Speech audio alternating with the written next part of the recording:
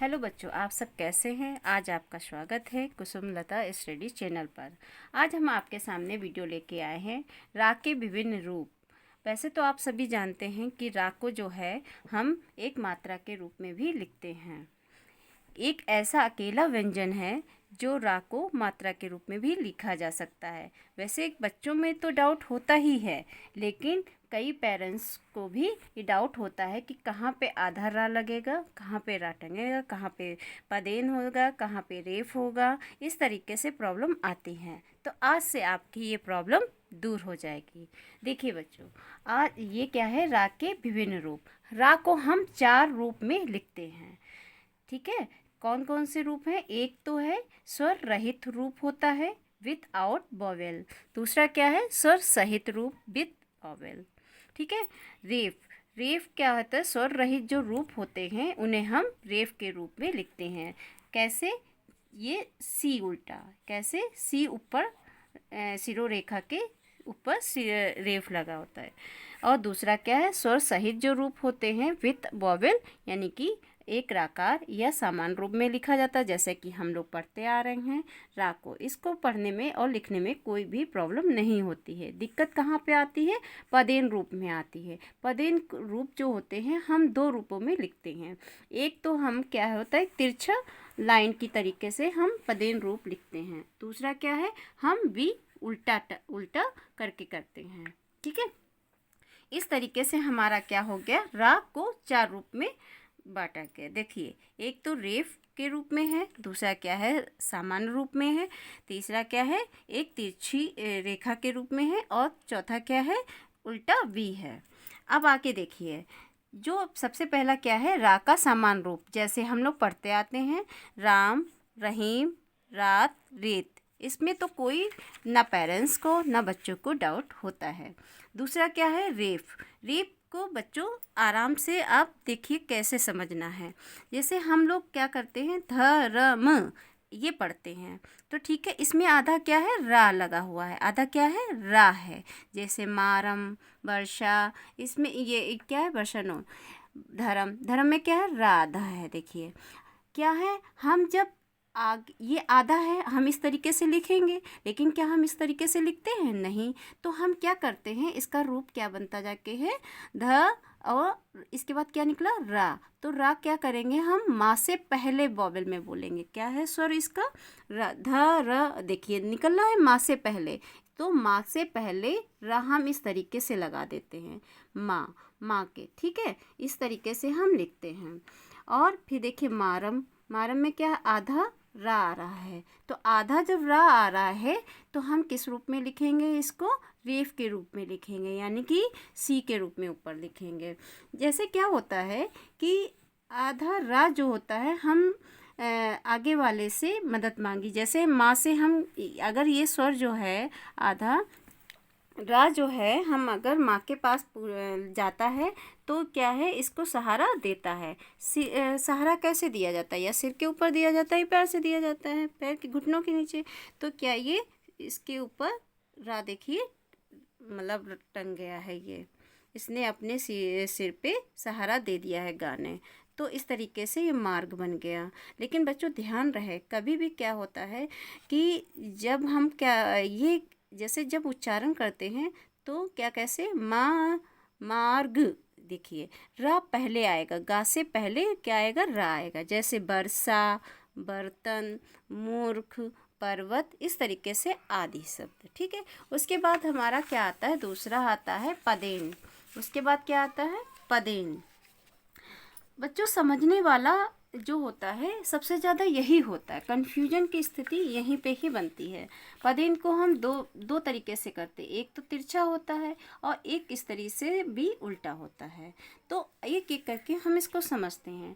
अब देखिए, अगर आप अच्छे से समझ लोगे तो ये कन्फ्यूजन कभी नहीं रहेगी। जैसे पाई वाले व्यंजनों के साथ में क्या होता है, तिरछा का तिरछा जो रेखा बनती है उसका प्रयोग तब करते हैं। जैसे प्रथम, प्रथम में क्या आता है, प्रा हम लोग लिखते हैं। पहले तो आपको ये समझ लेना चाहिए कि जो हम प्रा लिखते हैं, ये जो प्रा लिखते हैं, ये 2 अक्षरों से मिलकर बनता है। कौन कौन से अक्षर होते हैं वो, पा आधा, और रा। इसमें क्या होता है, ध्यान रखना है, यहाँ पे ये क्वेश्चन आता भी है पेपरों में, एग्जाम में, कि पा के बाद जो आधा पा होता है इसके बाद पूरा रा होता है। जब इन दोनों को जब हम मिलाते हैं तो कौन सा रूप बन जाता है हमारा, प्रा बन जाता है। क्या बनता है, प्रा बनता है। इस तरीके से तो हमारा बच्चों को ये अधिकतर नहीं पता होता है कि जो हमारा इसमें पा है वो हमारा आधा पा है, और इसमें जो रा तिरछी जो पदेंस लगा हुआ है वो आधा रा पूरा रा है। ठीक है, इस तरीके से हमारा क्या बन जाता है, प्रा बन जाता है। जैसे देखिए, प्रा है तिरछी, और देखिए प्राण है, प्रकार है, प्रभा है, इसमें प्रधान है, प्रश्न है। इनमें क्या है, हमारा इस व्यंजन में पाई वाले व्यंजनों के साथ में क्या होता है, पदेन होता है।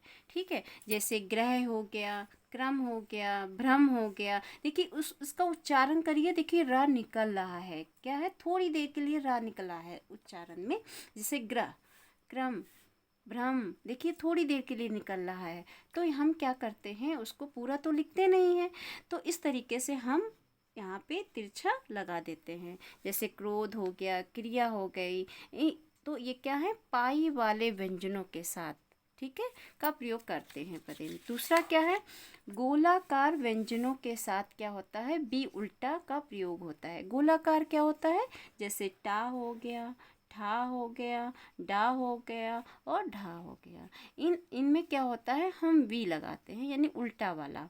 ठीक है, इस तरीके से कोई भी हो गया वर्ण, उसमें क्या होता है, इस तरीके से लगता है। इनमें तिरछा नहीं लगता है। वैसे क्या है, विद्वानों ने ये चीज़ सोच समझ के किया है। कैसे, अगर हम समझ लीजिए, अगर टा में भी अगर हम पाई लगा दें, देखिए पाई लगा देते हैं, तो ये क्या है, किसका व्यंजन, कौन सा हो जाता है व्यंजन, दा हो जाता है। तो ये कन्फ्यूजन की स्थिति ना पैदा हो, इस वजह से ये हमने इसको बी के रूप में उल्टा कर दिया है। यहाँ पे विद्वानों ने इस तरीके से इसीलिए किया गया है। ये देखिए, ये जो होता है ना हमारा सहारा देता है कैसे।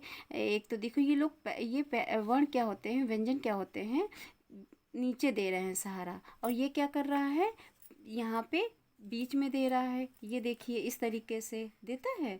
और देखिए जैसे ड्रम हो गया, ड्रामा हो गया, देखिए थोड़ी देर के लिए र निकल रहा है। ट्रक हो गया, टॉफ़ी हो गया, राष्ट्रीय हो गया, इनमें क्या है, हमारा पदेन निकल रहा है। ठीक है, बी। जैसे एक ऐसा भी वर्ण है जो अपवाद है। कैसे, जैसे दा हमारा आता है, उसमें क्या होता है, ये नहीं लगाते हैं पद, जैसे लगाते हैं, देखिए कैसे, दा है हमारा, ठीक है, दा में क्या होता है, ये आपका पदेन लगता है, तिरछी रेखा लगती है। जैसे द्रा हो गया, इस तरीके से देखा होगा आपने, शब्द लगे होते, लेकिन केवल दा के लिए है। केवल कैसे, द्रव है, द्रव्य है, मंद्रास, इस तरीके से हमारे ये शब्द बन जाते हैं। देखिए एक और पॉइंट है, आप इसको ध्यान रखिएगा। जब रा स्वर रहित होता है तब क्या होता है, रेफ के रूप में होता है। जब यानी कि रहित होता है, ठीक है, यानी कि उसमें रा में जो स्वर होगा नहीं होगा, तब किस रूप में होगा, रेफ के रूप में होगा। और जब स्वर सहित होगा, यानी कि जब उसमें स्वर होगा, देखिए पहचान है ये, आप नोटिस करिएगा, इसको माइंड पे रखिएगा कि जब स्वर रहित होगा तब किस रूप में होगा, रेफ के रूप में होगा। और जो स्वर के सहित होगा, यानी कि जो रा में स्वर सहित होगा, तो कैसा होगा, पदेन के रूप में होगा। इन दो के रूप में प्रयोग होगा। जैसे देखिए टा है, डा है, और डा में वी के रूप में तथा अन्य व्यंजनों में तिरछा के रूप में प्रयोग होता है। इस तरीके से हमने आपको रा के 4 प्रकार आपको बताए हैं, किन किन कैसे हमारा रा यूज होता है। अब देखिए आप लोग जो है, आपको हम वर्कशीट दे रहे हैं, इस तरीके से आप करके प्रैक्टिस करिएगा, इनको पढ़ के उच्चारण करके, और इस तरीके से आप करिएगा। देखिए ये देखिए, सा प्लस रा प्लस पा, तो क्या बन गया, सर्प हो गया। कुछ लोग सोचते हैं कि सा पे अगर रा कर दिया जाए तो हो जाएगा, नहीं, ये गलत हो जाएगा। तो सही हमारा क्या हुआ, ये है। इस तरीके से आप इनको करिए, करके देखिएगा। दूसरा क्या क्वेश्चन है, दिए गए शब्दों में रेफ और पदेन का सही प्रयोग कीजिए। ठीक है, वो भी आप इस तरीके से करिएगा एक्सरसाइज। ठीक है, रेफ और पदेन का प्रयोग वाले 10-10 शब्द लिखिएगा। ये हम आपको होमवर्क में दे रहे हैं, वर्कशीट है आपकी। इस तरीके से आप करने का प्रयास करिएगा। अगर आपको समझ में आया है तो ठीक है, नहीं समझ में आया है तो कमेंट करिएगा, फिर से हम आपको समझाने का प्रयास करेंगे। Thank you.